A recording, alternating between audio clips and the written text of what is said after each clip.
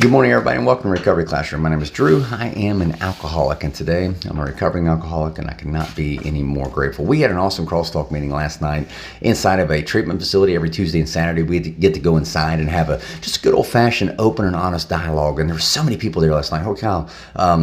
But I'm just really incredibly spiritually fulfilled and uplifted every time I go into this meeting. So I just want to thank everybody who lets us come in and hang out with them. It was a great conversation last night. Matter of fact, if you want to be part of the conversation, every Friday night, 5747 East Pea Ridge Road, if you're local to the Huntington, West Virginia area, come on down and hang out with us at our Crosstalk Friday meeting. It's the quickest hour in recovery. You don't even have to be an addict. If you just want to come down and hang out and just talk with a bunch of really cool people, come on down, hang out with us. We'll be there every Friday night at 7 o'clock, open to the general public. A couple of the topics that came in last night in Crosstalk, we weren't able to get to, but I told them, I said, we'll get to it on the monologues. I decided last night, it's like, okay, I'm going to do this one topic first, address this one topic first. And I came in, sat down, and did all my notes. And then right before I started filming, I said, you know what, I need to do this other topic, the topic I'm not prepared for, because it's just on my heart, and I just felt like that was my God's way of letting me know somebody might need to hear this today. So we're going to go with it. It's forgiveness. The topic is forgiveness. And my first initial thoughts on that is the irony. The irony of forgiveness, how it's so easy, so much easier, I should say, for us to forgive other people than it is for us to forgive ourselves.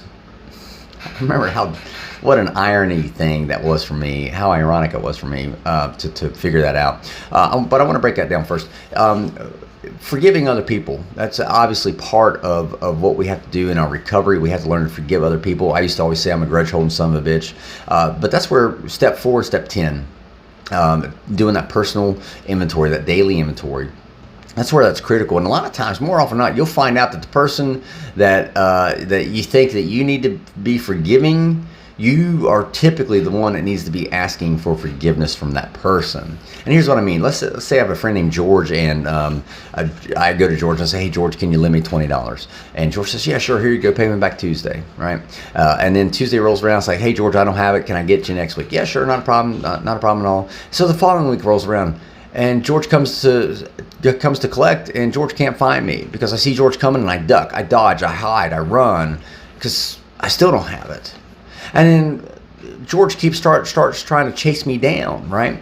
And he can't find me. And finally, George gets pissed off, and he comes and slashes my tires.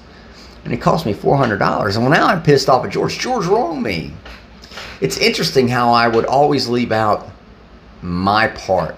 As a matter of fact, I would forget about what I did, and I would focus on the fact that George owed me $400. George, I hate that son of a bitch because he slashed my tires. I never tell the other side of the story, right? Because it's not convenient. It's not convenient. It doesn't allow me to be the victim. And so I go for years holding this resentment towards George because he slashed my tires. He owes me. He cost me $400 that I didn't have. And how dare he? I hate George. And now I'm holding this resentment towards George that leads me to drink. And you wonder why I'm an alcoholic, right? By the way, that didn't happen. I'm just making that up. But I just wanted to use it to illustrate usually what happens whenever we're angry at people for doing us wrong, and we think we need to ask them or they need to ask us for forgiveness. We think that we need to forgive them. A lot of times, it's us who need to be asking for forgiveness, because if I flip that around and I tell you the other side of the story, I remind myself of the other side of the story. I realize George probably wouldn't have slashed my tires if I would have just paid him back his $20. But now, golly, I'm out $420, right?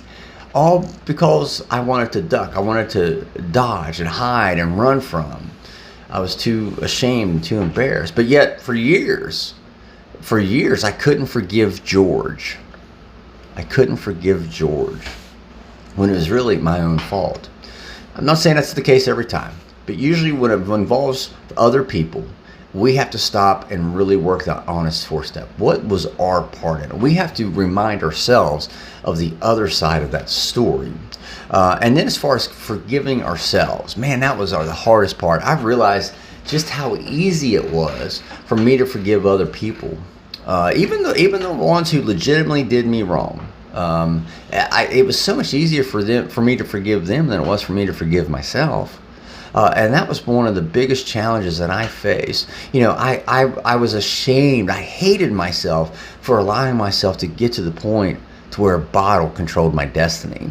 I hated who I'd become for allowing myself to be controlled by this liquid called alcohol. I hated that.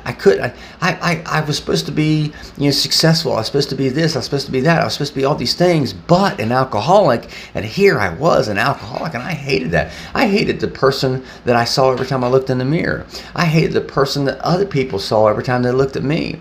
I couldn't forgive myself for some of the stupid shit that I did, a lot of which I was actually sober when I did it. Imagine that. I hated who I'd become. I hated the things I'd done to embarrass my family and my kids and my wife. I hated that I humiliated them, and I wanted to punish myself. Thank God for a program of action that allowed me, and spelled it all out, that took very simple steps that I overcomplicated, I might add, but it gave me very specific steps and simple steps to learn to forgive myself. See, the one greatest thing that I learned in all of recovery is recovery isn't about getting clean and sober. Recovery is about learning to love yourself and forgiving yourself enough to where you stop wanting to hurt yourself.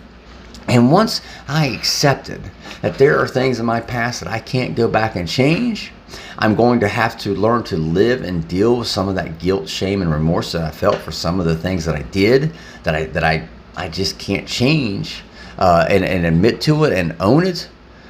The quicker I'm able to do that, the quicker I'm able to get back on my road to recovery and learn to start loving myself again, to forgiving myself and loving myself. And that's one thing that stuck with me is I had to learn to accept the fact that I can't go back and change the things that I did. I can't go back and change how I got to that point. And the reason why I bring that up is because, again, that was a big driver for me.